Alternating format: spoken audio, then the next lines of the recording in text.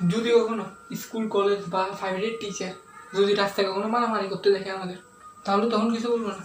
যখন ক্লাসরুমে ঢুকবো তখন বলবে, এতে কালকে তুই কী করতেছিলি, কালকে কী কী করছিস সব ডিটেলস বল আমাকে, সব বল।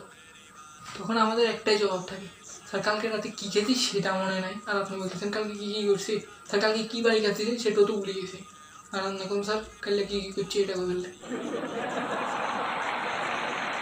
স্যার তখনও কিছু বলবো, স্যার তখন আসতে করে বলবো, কালকে কী করছিস আমি বলবো, তুই না তুই না তুই না যে কালকে রাস্তায় ছেলে একটাকে দৌড়ায় দৌড়ায় কুকুরের মতো মারতেছিলি।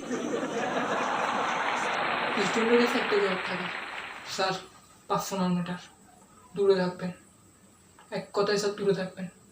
স্যারের কাছে একটা জবাব থাকে, তাহলে দুপুরবেলা আসি টিসি নিয়েছে, ঠিক আছে, অন্য স্কুলে বলে আমি মারতে হয়ে গেছে।